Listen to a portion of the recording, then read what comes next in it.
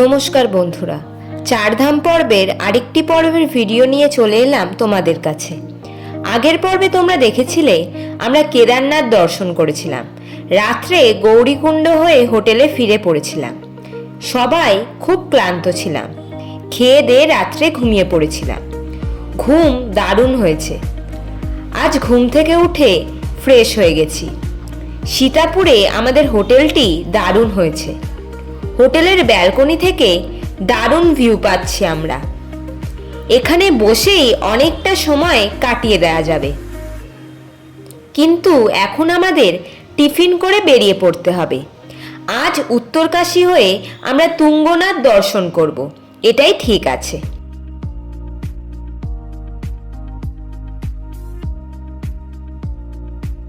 আমরা পরোটা চা দিয়ে টিফিন করে নিলাম। হোটেলের কাছে দারুণ ভিউ পাচ্ছি আমরা। এখন আকাশে রোদ রয়েছে, বেশ ভালো আবহাওয়া এখন। আমাদের হোটেলটি পাহাড়ের খাঁজে অবস্থিত।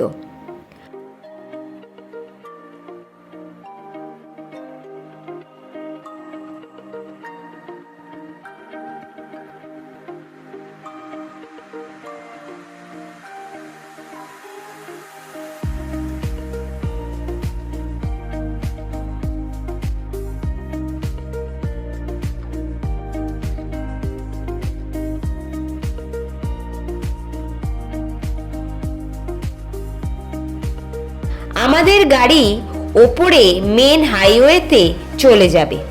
আমাদের উঠতে হবে হেঁটে ওপরের দিকে। সামনের খরস্রোতা নদীতে এখন জল কম রয়েছে। বর্ষার সময় নদী ফুঁসে ওঠে। আমাদের হোটেলের খাবার জায়গাটিও বেশ বড় ছিল। শুধু খানিকটা রাস্তার থেকে নিচে নামতে হচ্ছে, এই যা। সত্যি সবারই এই জায়গাটি বেশ পছন্দ হয়েছে।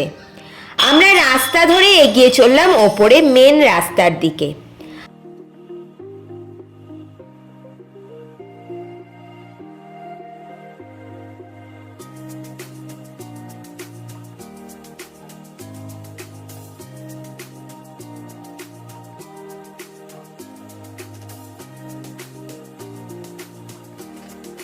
আমরা আজ উখিমঠ হয়ে পৌঁছবো তুঙ্গনাথে। উত্তরাখণ্ডের সীতাপুর হল কেদারনাথ যাত্রাপথের একটি মনোরম ও গুরুত্বপূর্ণ ছোট হিল স্টেশন, যা সমুদ্রপৃষ্ঠ থেকে প্রায় 6590 ফুট উঁচুতে অবস্থিত। এটি মূলত তীর্থযাত্রীদের জন্য কেদারনাথ যাওয়ার আগে যাত্রাবিরতি এবং রাত্রিবাসের জন্য অন্যতম সেরা বেস ক্যাম্প হিসেবে ব্যবহৃত হয়। উত্তরাখণ্ডের রুদ্রপ্রয়াগ জেলায় গৌরীকুণ্ড থেকে মাত্র 9 কিলোমিটার এবং গুপ্ত কাশী থেকে 26 কিলোমিটার দূরে অবস্থিত। হিমালয়ের বরফাবৃত শৃঙ্গ এবং শান্ত সবুজ উপত্যকার মাঝে চমৎকার আবহাওয়ার জন্য এটি পরিচিত। তীর্থযাত্রীদের জন্য এখানে হোটেল, লজ ও হোমস্টের ভালো ব্যবস্থা রয়েছে। কেদারনাথ যাওয়ার পথে এটি একটি আদর্শ। সীতাপুর তার সমৃদ্ধ সাংস্কৃতিক ঐতিহ্য ও ঐতিহাসিক তাৎপর্যের জন্য পরিচিত, যা এটিকে প্রাচীন স্থাপত্য এবং ঐতিহ্যবাহী ভারতীয় সংস্কৃতি অনেকজন আগ্রহীদের জন্য একটি জনপ্রিয় গন্তব্য করে তুলেছে। ইতিমধ্যে আমরা রওনা হয়ে গেছি তুঙ্গনাথের উদ্দেশ্যে। উখিমঠ হয়ে সীতাপুর থেকে তুঙ্গনাথ যাওয়ার পথটি প্রায় 85 থেকে 90 কিলোমিটার দীর্ঘ এবং সড়ক পথে এতে প্রায় 3.5 থেকে 4.5 ঘন্টা সময় লাগে। এই পথে সীতাপুর থেকে উখিমঠ পর্যন্ত মনোরম গাড়োয়াল হিমালয়ের মধ্যে দিয়ে গাড়ি চালিয়ে যেতে হয়। পর আরও চড়াই বেয়ে চোপটা পৌঁছতে হয় এবং অবশেষে তুঙ্গনাথ পর্যন্ত 3.5 কিলোমিটার পথ ট্রেক করে যেতে হয়। সীতাপুর থেকে উখিমঠ 60 কিলোমিটার। ড্রাইভের সময় মোটামুটি 2.5 থেকে 3 ঘন্টা। গুপ্তকাশী হয়ে গাড়ি চলবে এই মনোরম পথে। এই পথটি মন্দাকিনী নদীর পাশ দিয়ে এঁকে বেঁকে গিয়ে কেদারনাথের শীতকালীন আসল উখিমঠের দিকে চড়াই বেয়ে ওঠে। উখিমঠ থেকে চোপটা প্রায় 30 কিলোমিটার গাড়িতে সময় লাগে, 1 থেকে 1.5 ঘন্টা। উখিমঠ থেকে ঘন পাইন ও রডোডেনড্রন বনের মধ্যে দিয়ে চড়াই বেয়ে চোপটার মনোরম তৃণভূমিতে পৌঁছানো যাবে, যাকে ভারতের মিনি সুইজারল্যান্ড বলা হয়। চোপটা থেকে তুঙ্গনাথ প্রায় 3.5 কিলোমিটার। ট্রেকের সময় 1.5 ঘন্টা থেকে 2.5 ঘন্টা। রাস্তাটি চোপটায় শেষ হবে। তারপর সেখান থেকে পাথর বাঁধানো পথ দিয়ে বিশ্বের সর্বোচ্চ শিব মন্দির তুঙ্গনাথে পৌঁছানো যাবে। সীতাপুর থেকে চোপটা তো আমরা ট্রাভেলারে যাচ্ছি, এছাড়া ব্যক্তিগত ক্যাব ভাড়া করা যেতে পারে বা শেয়ার লোকাল ট্যাক্সিও পাওয়া যায়। এই রুটে বাস পরিষেবা খুব সীমিত।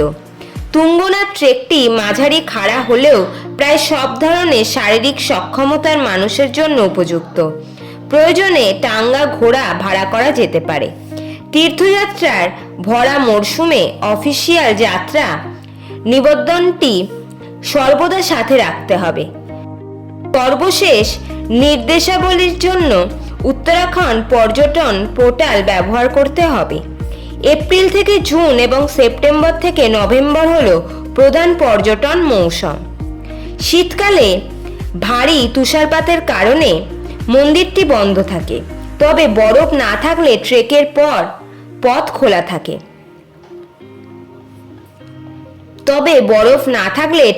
পথ খোলা থাকে।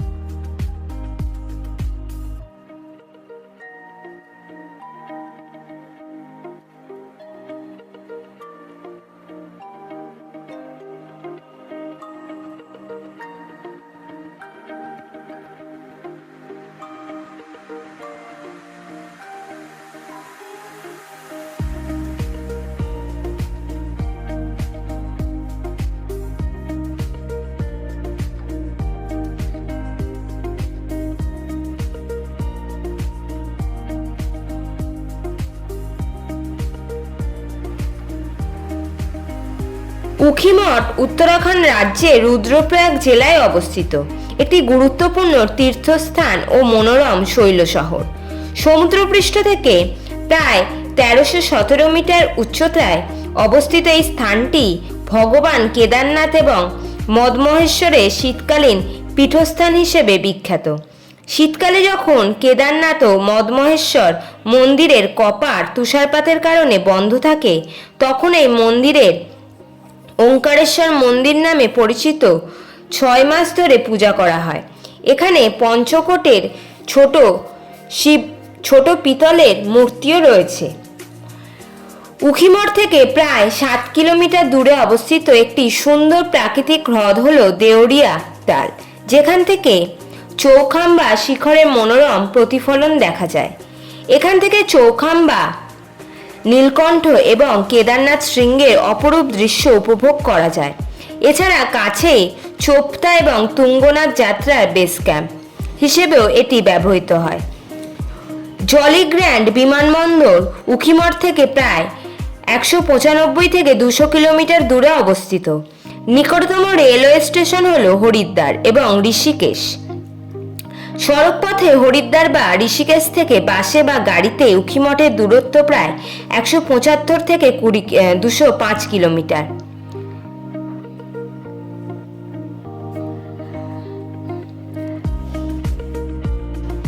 সড়কপথে হরিদ্বার বা ঋষিকেশ থেকে বাসে বা গাড়িতে উখিমঠের দূরত্ব প্রায় 175 থেকে 205 কিলোমিটার। প্রায় 6 থেকে 7 ঘন্টা রুদ্রপ্রয়াগ থেকে প্রায় 41 কিলোমিটার দূরে উখিমঠ অবস্থিত। শীতকালে কেদারনাথ মন্দির ও মদমহেশ্বর থেকে বিগ্রহগুলি ডলি সহকারে উখিমঠে আনা হয়। তারপর 2 মাস ধরে এখানেই পূজা করা হয়।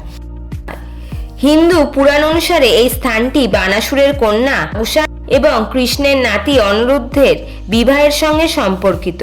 বিশ্বাস করা হয় যে উখিমঠ, যা উষামঠ নামে পূর্বে পরিচিত ছিল, যা তা উষার নাম থেকে উদ্ভূত হয়েছে।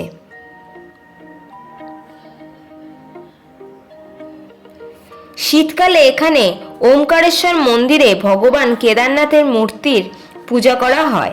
ভগবান ওমকারের শবরের পূজা এখানে সারা বছর ধরেই হয়।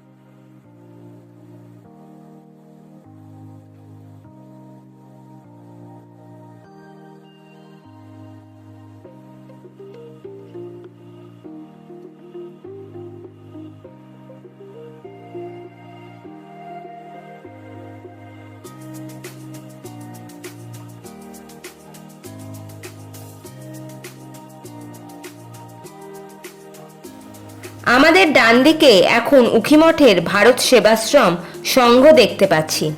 বেশিরভাগ তীর্থক্ষেত্রেই ভারত সেবাশ্রম সংঘ রয়েছে।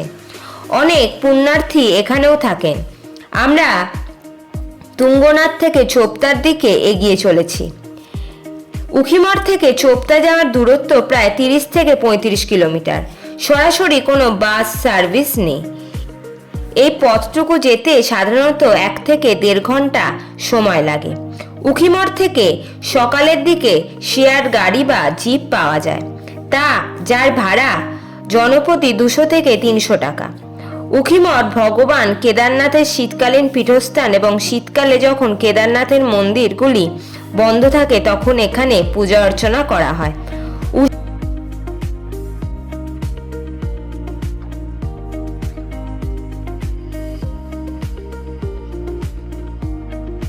উখিমঠে রুদ্রপ্রয়াগ জেলার একটি পবিত্র শহর।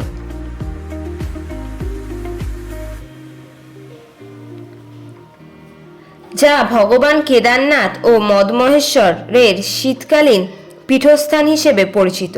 তুষারাবৃত পর্বতশৃঙ্গ এবং সমৃদ্ধ পৌরাণিক ইতিহাস দ্বারা পরিবেষ্টিত এই স্থানটি হিমালয়ের এক আধ্যাত্মিক ও মনোরম প্রবেশদ্বার হিসেবে কাজ করে। উখিমঠকে কখনো কখনো অখিমঠ নামেও লেখা হয়। শীতকালে উখিমঠ হল ভগবান কেদারনাথ এবং মদমহেশ্বরের আবাস। শীতকালে যখন কেদারনাথ মন্দির বন্ধ থাকে তখন এখনকার ওঙ্কারেশ্বর মন্দিরে পূজা অর্চনা করা হয়। উখিমঠে প্রধানত রাওয়াল পরিবার বাস করে, যারা কেদারনাথের প্রধান পুরোহিত বা পণ্ডিত।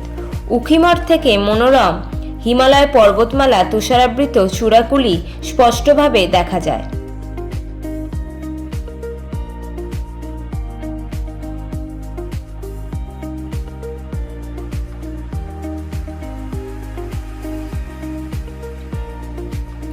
উখিমঠ উত্তরাখণ্ড রাজ্যের প্রধান গন্তব্যস্থলগুলির সাথে গাড়ি চলাচলের উপযোগী রাস্তা দ্বারা ভালোভাবে সংযুক্ত। ISBT কাশ্মীরি গেট থেকে ঋষিকেশ এবং শ্রীনগরের জন্য বাস পাওয়া যায়। ঋষিকেশ, পেট্রি, উত্তরকাশী, রুদ্রপ্রয়াগ, গৌরীকুণ্ড, শ্রীনগর, গোপেশ্বর ইত্যাদির মতো উত্তরাখণ্ডের প্রধান গন্তব্যস্থলগুলি থেকে উখিমঠ যাওয়ার বাস এবং ট্যাক্সি সহজেই পাওয়া যায়। উখিমঠের সবচেয়ে কাছের বিমানবন্দর হল জলিগ্র্যান্ট বিমানবন্দর, যা 198 কিলোমিটার দূরে অবস্থিত।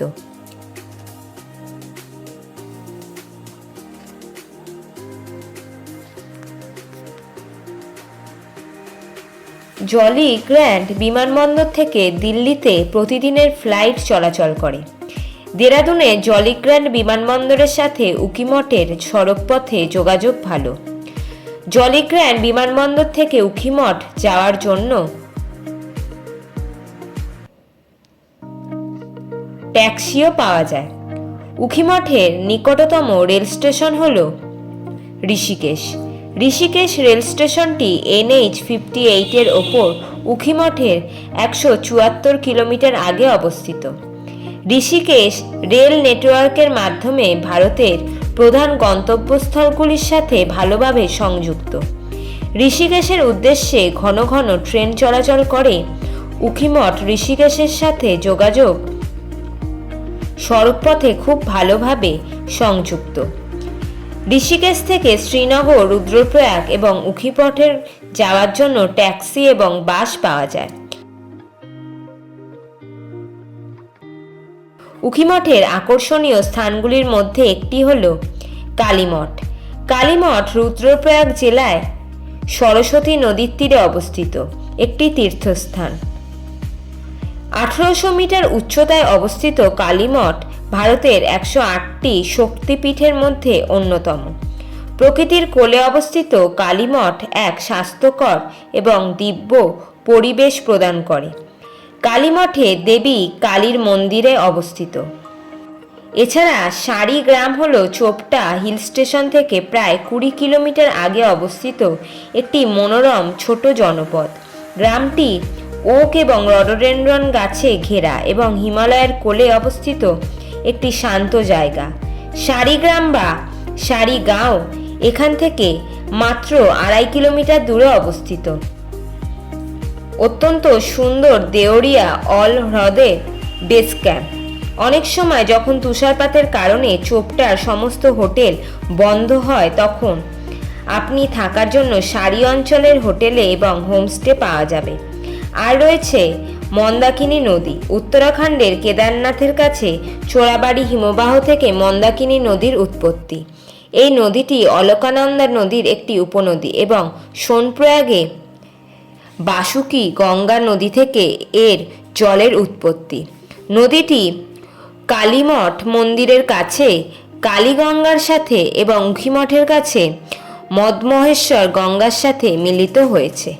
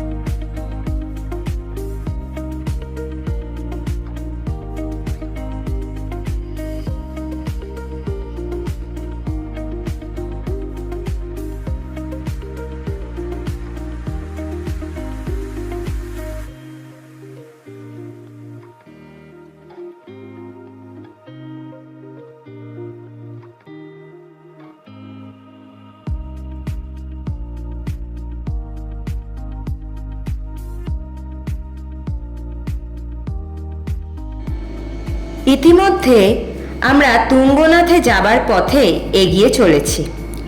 তুঙ্গনাথ মন্দিরে যাবার এই ট্রেকটির সৌন্দর্য অসাধারণ বলা যায়। পাথর বিছানো পথ দিয়ে এগিয়ে চলেছি আমরা। রাস্তার পাশে পাইন ও ওক গাছের বন ছিল, আর রয়েছে প্রচুর রডোডেনড্রন ফুলের গাছ। তুঙ্গনাথ ট্রেক হল উত্তরাখণ্ডের গাড়োয়াল হিমালয়ে অবস্থিত একটি অত্যন্ত জনপ্রিয় ও রোমাঞ্চকর যাত্রা। এটি সমুদ্রপৃষ্ঠ থেকে প্রায় 12,073 বা 3,680 মিটার উঁচুতে বিশ্বের সর্বোচ্চ শিব মন্দির নিয়ে যায়। এই ট্রেকের বেস ক্যাম্প হল চোপতা। চোপতা থেকে তুঙ্গনাথ মন্দির পর্যন্ত ট্রেকিংয়ের রুট প্রায় 3.5 কিলোমিটার। পায়ে হেঁটে পৌঁছাতে মোটামুটি 2 থেকে 3 ঘন্টা সময় লাগে। তুঙ্গনাথ মন্দির থেকে 1.5 কিলোমিটার দূরে চন্দ্রশিলা শৃঙ্গ, যার উচ্চতা 4000 মিটার, যেখান থেকে 360 ডিগ্রি প্যানোরামিক ভিউ দেখা যায়। মে থেকে জুন এবং সেপ্টেম্বর থেকে অক্টোবর মাস ট্রেকিংয়ের জন্য সেরা। বর্ষাকালে জুলাই থেকে আগস্ট রাস্তা পিছল থাকে এবং শীতকালে প্রচণ্ড বরফের কারণে মন্দির বন্ধ হয়ে যায়। তুঙ্গনাথ মন্দির শুধু একটি উপাসনালয় নয়, এটি মানব সহনশীলতা এবং আধ্যাত্মিক ভক্তির এক বিস্ময়। বিশ্বের সর্বোচ্চ শিব মন্দির হিসেবে পরিচিত এই মন্দিরটি চন্দ্রনাথ পর্বতের ওপর 3680 মিটার বা 1273 ফুট উচ্চতায় অবস্থিত। এই অঞ্চলটি কেদারনাথ বন্যপ্রাণী অভয়ারণ্যের অংশ। তৃতীয় কেদারনাথ কিংবদন্তি অনুসারে কুরুক্ষেত্রের যুদ্ধের পর পাণ্ডবরা গোত্র হত্যা বা আত্মীয় স্বজনের হত্যার পাপের জন্য ভগবান শিবের কাছে ক্ষমা প্রার্থনা করেন। শিব তাদের এড়িয়ে যাবার জন্য ষাঁড়ের রূপ ধারণ করে গাড়োয়ালে হিমালয়ে লুকিয়ে পড়ে। পাণ্ডবরা যখন অবশেষে তার সন্ধান পেলেন, তখন শিবের বৃষরূপটি পৃথিবীর গভীরে প্রবেশ করে। সেই অঞ্চলের 5টি ভিন্ন স্থানে পুনরায় আবির্ভূত হন। বিশ্বাস করা হয় তুঙ্গনাথে তার বাহুদয় আবির্ভূত হয়েছিল।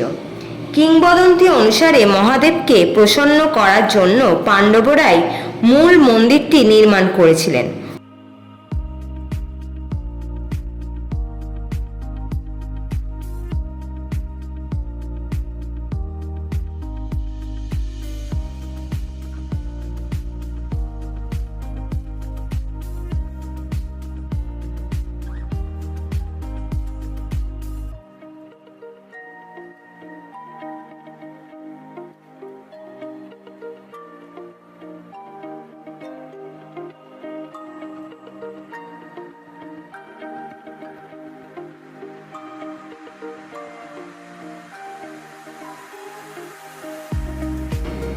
ঐতিহাসিক নথি থেকে জানা যায় যে বর্তমান মন্দিরের কাঠামোটি 1000 বছরেরও বেশি পুরনো, যা সম্ভবত 8ম শতাব্দীতে আদি শঙ্করাচার্য দ্বারা নির্মিত হয়েছিল। মন্দিরটি উত্তর ভারতীয় মাগারা শ্রেণীর হিমালয়ী স্থাপত্য একটি উৎকৃষ্ট উদাহরণ। সম্পূর্ণভাবে গভীর ধূসর পাথরের ফলক দিয়ে নির্মিত এই স্থাপত্যটিতে একটি লম্বা বাঁকানো চূড়া বা শিখর রয়েছে, যার ওপরে একটি কাঠের ছাদ এবং সোনার কলস আছে। মূল গর্ভগৃহটি ছোট ও অন্ধকার, যেখানে প্রাকৃতিকভাবে গঠিত একটি পাথরের লিঙ্গ রয়েছে। বাইরে দেবী পার্বতী, ব্যাস এবং অন্য 4 পঞ্চ কেদারের উদ্দেশ্যে উৎসর্গীকৃত ছোট ছোট মন্দির দেখতে পাওয়া যায়। প্রবেশদ্বারে একটি পাথরের নন্দী ষাঁড় বিশ্বস্তভাবে দেবতার দিকে মুখ করে বসে আছে। তুঙ্গনাথের ট্রেকটি সংক্ষিপ্ত অথচ মনোরম হওয়ার জন্য বিখ্যাত। এটি শুরু হয় চোপটা থেকে, যা একটি ছোট গ্রাম থেকে, যাকে প্রায়শই ভারতের মিনি সুইজারল্যান্ড বলা হয়।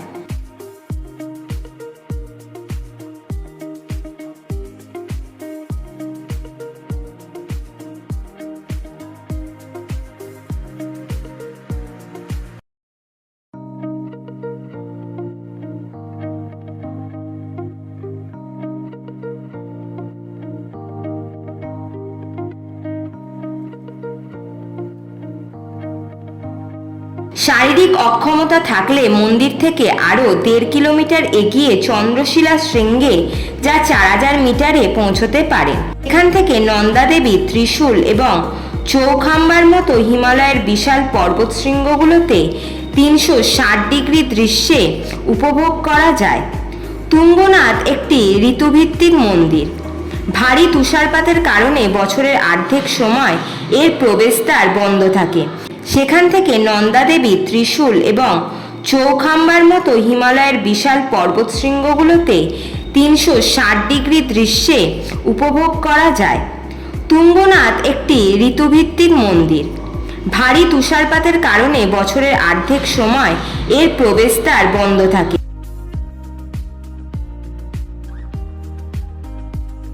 মন্দিরটি 2026 সালে 2রা মে, যা সাধারণত ঐতিহ্যগতভাবে বৈশাখ পঞ্চমীর কাছাকাছি সময়ে খোলার কথা রয়েছে, সাধারণত নভেম্বরের প্রথম সপ্তাহে, যা কার্তিক পূর্ণিমায় শেষ হয়।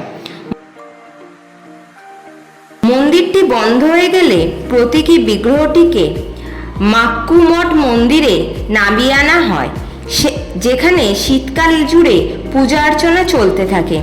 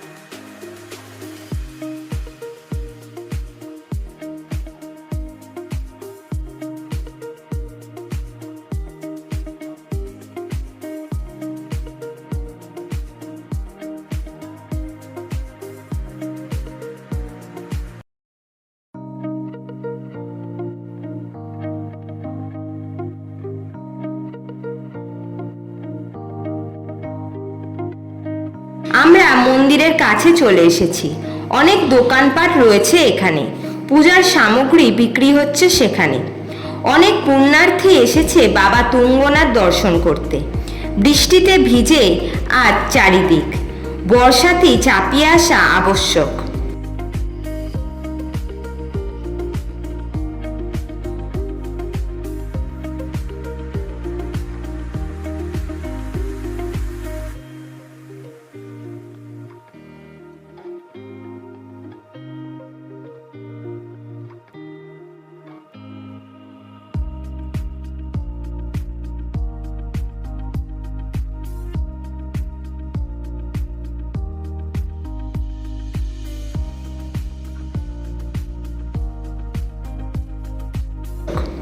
তুঙ্গনাথ মন্দিরটি পাথর দিয়ে নির্মিত, ফুল দিয়ে সুন্দর করে সাজানো হয়েছে মন্দিরটি। এখন আকাশে মেঘ একটু হালকা হয়েছে মনে হচ্ছে। মন্দিরের সামনে লাইন পড়েছে, পুরো চাতালটিও পাথর দ্বারা নির্মিত। আমিও পুজোর লাইনে দাঁড়িয়ে পড়লাম। ভারতবর্ষের বিভিন্ন প্রান্ত থেকে পুণ্যার্থী এসেছে আজ বাবাকে দর্শন করবে বলে। উত্তরাখণ্ডের প্রাচীন এই তীর্থক্ষেত্রগুলি বরাবরই আধ্যাত্মিকতার প্রতীক। যুগ যুগ ধরে পুণ্যার্থীরা দেবভূমিতে 4 ধাম ও পঞ্চকেদার দর্শনে আসেন। তীর্থস্থানগুলি ভারতবর্ষের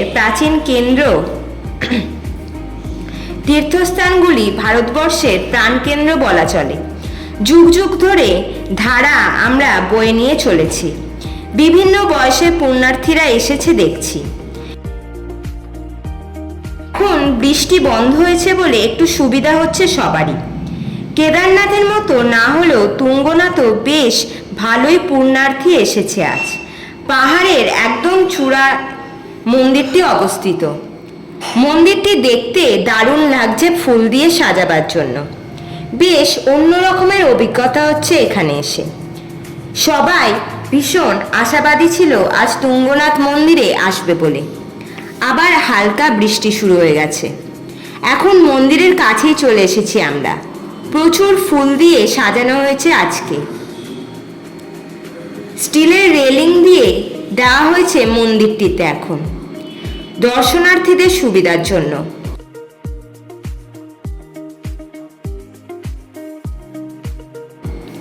মন্দির সাজাবার জন্য বাংলা থেকেও প্রচুর ফুল আসে এখানে।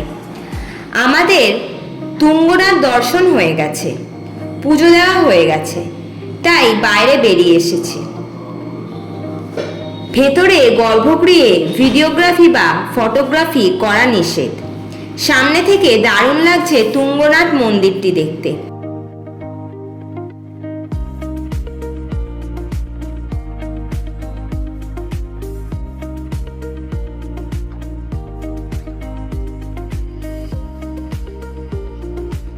এবার মন্দিরের সামনে রাস্তার পাশে ছোট দোকান থেকে ম্যাগি খেয়ে নিলাম।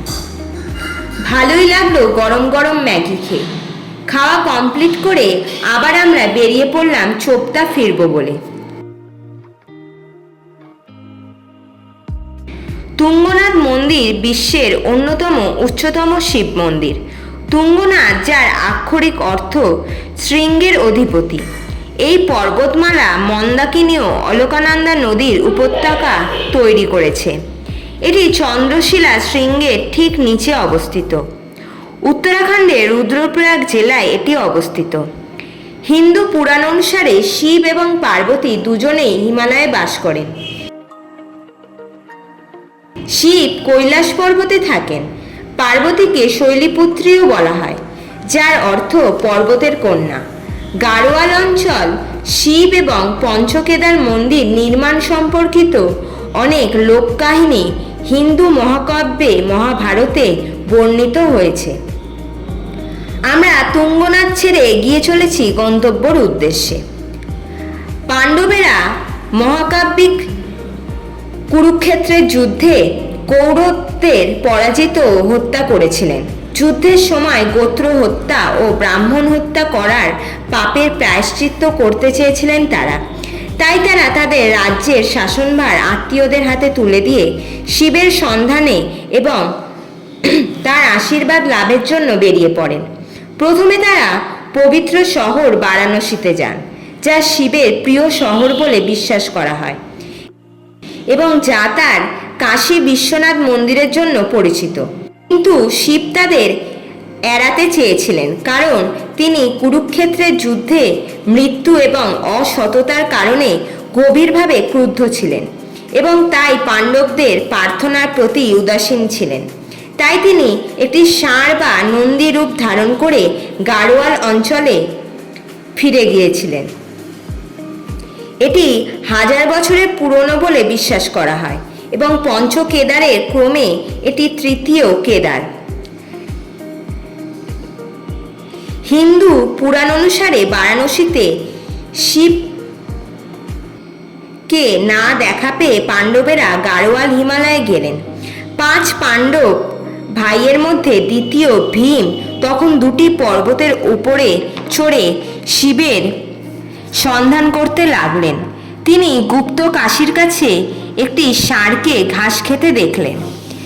ভীম তৎক্ষণাৎ ষাঁড়টিকে শিব বলে চিনতে পারলেন। ভীম ষাঁড়টির লেজ ও পেছনের পা ধরে ফেললেন, কিন্তু ষাঁড়রূপী শিব মাটির নিচে অদৃশ্য হয়ে গেলেন এবং পরে খণ্ড খণ্ড রূপে পুনরায় আবির্ভূত হলেন। কেদারনাথে কুঁচ উঁচিয়ে, তুঙ্গনাথে বাহুদয়, রুদ্রনাথে মুখমণ্ডল এবং মহেশ্বরে নাভি ও উদর এবং কল্পেশ্বরে কেশরাশি রূপে এই পঞ্চরূপী পুনরুত্থানে সন্তুষ্ট হয়ে পাণ্ডবেরা শিবের আরাধনা ও পূজার জন্য এই 5টি স্থানে মন্দির নির্মাণ করলেন। এইভাবে পাণ্ডবেরা তাদের পাপ থেকে মুক্তি পেলেন। কাহিনীর একটি ভিন্ন সংস্করণ অনুসারে ভীম কেবল ষাঁড়টিকে ধরেননি, বরং এটি অদৃশ্য হতেও বাধা দিয়েছিলেন। ফলস্বরূপ ষাঁড়টি 5টি অংশে বিভক্ত হয়ে যায় এবং হিমালয়ের গাড়োয়াল অঞ্চলের কেদারখণ্ডের 5টি স্থানে আবির্ভূত হয়। পঞ্চকেদার মন্দির নির্মাণের পর পাণ্ডবেরা মোক্ষ লাভের জন্য কেদারনাথে তপস্যা করেন, যজ্ঞ করেন এবং তারপর মহাপন্থ নামক স্বর্গীয় পথের মাধ্যমে স্বর্গ বা মোক্ষ লাভ করেন। পঞ্চকেদার মন্দিরগুলি উত্তর ভারতীয় হিমালয়ী মন্দির কাতাউরি স্থাপত্য শৈলীতে নির্মিত এবং কেদারনাথ, তুঙ্গনাথ ও মদমহেশ্বর মন্দিরগুলি দেখতে একই রকম। এই মন্দিরের পুরোহিত মাক্কু মঠের একজন স্থানীয় ব্রাহ্মণ।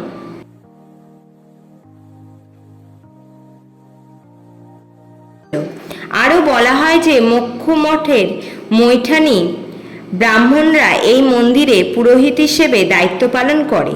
শীতকালে মন্দিরটি ব্রাহ্ম দেবতার প্রতীকীয় মন্দিরের পুরোহিতদের মধ্যে থেকে কিমি মাক্কু মঠে মূল চিহ্নিত এবং কান্ডেশ্বর মন্দিরে নিয়ে যাওয়া হয়।